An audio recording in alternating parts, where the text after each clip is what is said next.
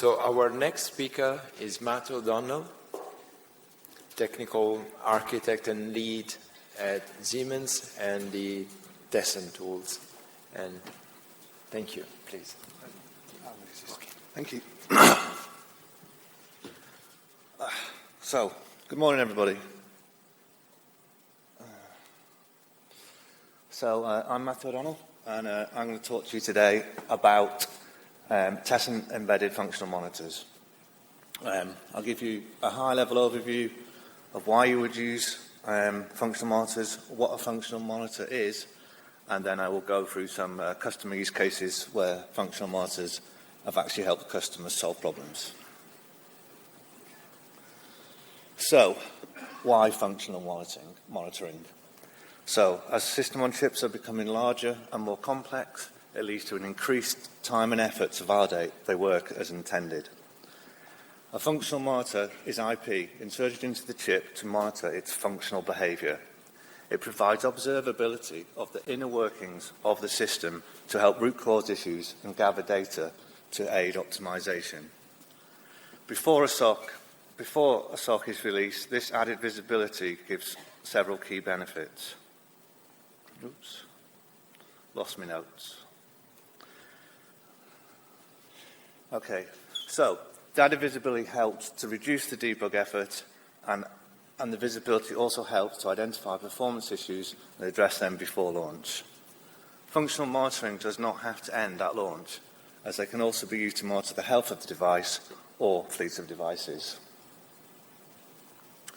So, what is functional monitoring? So, if you consider a very simple system with a core connected to some RAM over a system bus. So all the requests from the core to the RAM must travel via the system bus. So imagine if you could monitor all this data. This is a type of functional monitor, a bus functional monitor. Adding this functional monitor provides full visibility of all bus transactions. You can monitor every access by the core to the RAM.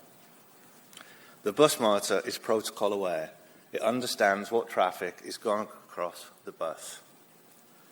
This allows for a variety of functions, including helping to validate that the hardware is working as expected and checking that your software is reading and writing of areas of memory it should be correctly.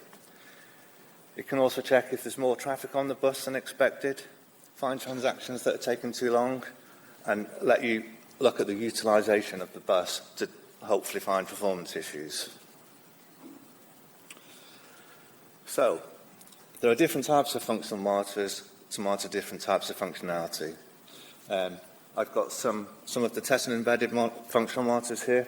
So if I start from the bottom left, we've got a virtual console, and this provides an ultra-fast UART like interface. Above that, we have the processor analytical module, and this provides standard run control. Above that again, we have the status monitor, and this lets you monitor a series of custom logic. And one of the uses we found customers are doing is using that as an inbuilt logic analyzer.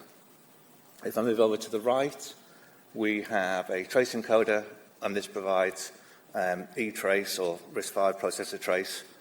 And below that, the bus monitor, which is what I discussed earlier, which provides full visibility of all transactions on your bus. Over to the right, we've got the DMA. So this gives you full visibility of memory. And finally, on the bottom, on the right, we have a system memory buffer. This allows you to store all the debug data collected on chip. What I don't show here is the offload mechanism the independent mechanism to offload the debug data, which is independent to the, lost my notes again, which is independent to the chip, so still works if the chip is non-functioning. So, if you can imagine adding all these functional monitors to a more complex chip, the amount of bandwidth and debug data would be very large, and you may have troubles offloading it all.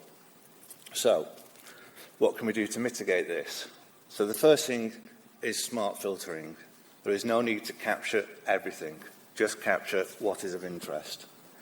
In this particular example, I've configured at runtime the bus monitor to only send me write transactions between the given addresses. You can also only log what is of interest. There's no point logging data which is of no interest to you at the time. So, in this particular example, I've set up the filter the same, but I'm only interested in seeing the right addresses. This means that the data over the bus and response codes and other traffic over the bus is not recorded. So you're limiting the amount of data you collect.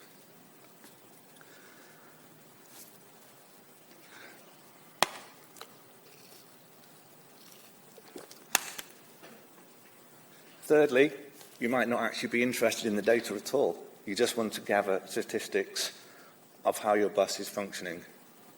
So, in this particular example, we count the number of busy cycles on the bus, and if you found that your busy cycles was reaching 100% a lot of the time, this could point to a performance issue.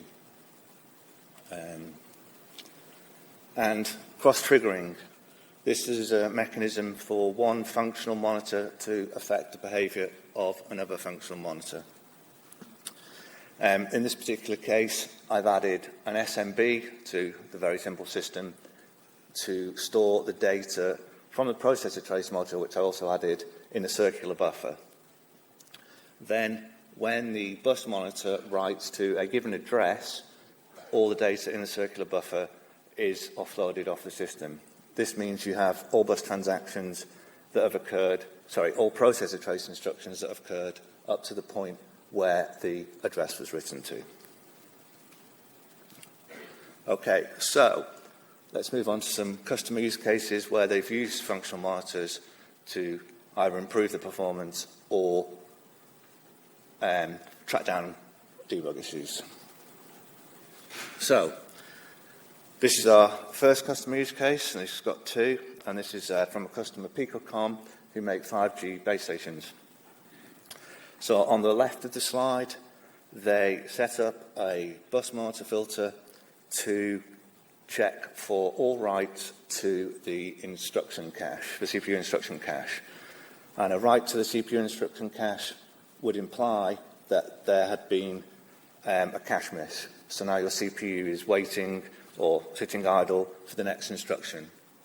So this is a performance issue. So Picocom then used this information to update their code by reorganizing it and using prefetch instructions to limit the amount of time when this could happen.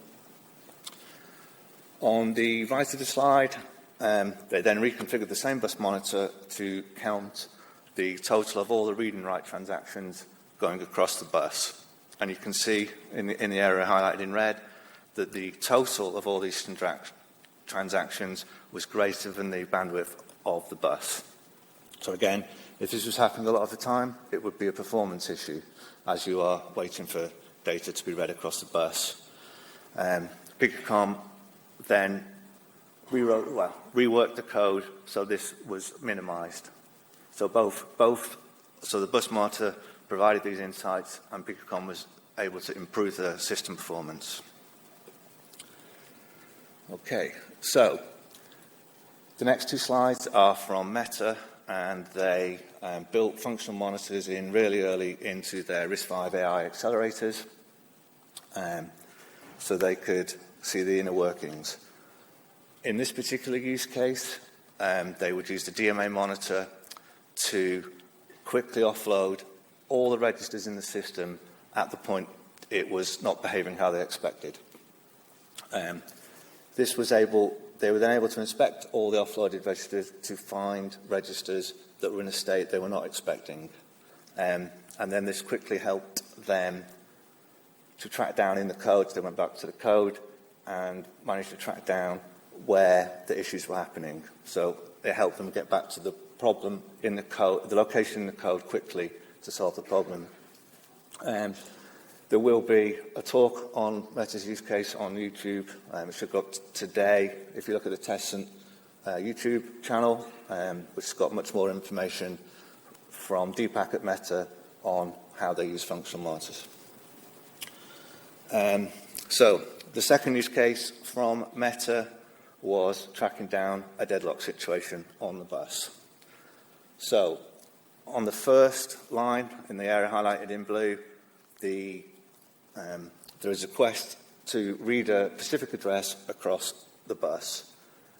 Then you can see on the second line that within 3 clock cycles, the data has responded for that read. And then further down the line, highlighted in green, you can see that, again, the same request to read a slightly different address, and this never responds. I think it gets to about 57 clock cycles, and then the DMA starts saying that it's finished the transaction. And this quickly pointed Meta to the address that was deadlocking the bus. So they went back to the code to investigate, and they realized that they had updated the address but forgot to update the firmware. So with this information, it was very easy and quick for them to find exactly what they'd done wrong. So my final use case, customer use case, is again, it's a bus deadlock situation, but the customers had more functional monitors available, so they used a different solution to find the problem. So you can imagine if you just turned on processor trace and waited for the deadlock to happen, this could capture many, many gigabytes of processor trace, which is too much for a developer to work through. So they used a bus monitor, a DMA, and a trace encoder, and cross-triggering to minimize the amount of debug data that was collected. So they set up the processor trace to record in a circular buffer, into a small internal circular buffer, until the moment the bus monitor triggered that a deadlock had happened. Or not a deadlock, more that the transaction had taken longer than a given number of cycles. So at that point, the processor trace would trigger in what we call from mode, so it captured all the data up to the point the deadlock happened. The bus monitor, as well as performing the trigger, would then capture all the data, again in its own small internal buffer, around the transaction. So some transactions before and some transactions after. And then they use a DMO module, again, to collect this data off the trigger from the bus monitor to dump out a series of their own debug data. And this information then quickly pointed their developers of the software to exactly where the deadlock was happening. So again, this sped up the debug of their hardware problem. Okay, so in summary, what do functional monitors give you? So they reduce debug time by giving you the inner visibility of the way the chip works. This inner visibility also helps you to perform optimizations. The smart functional monitoring allows you to help save bandwidth, so you do not have to collect all the data, the debug data that is available. And then the functional monitors don't just help during bring up. They can then be used after the fact to monitor your device or your fleet of devices to check they're working correctly.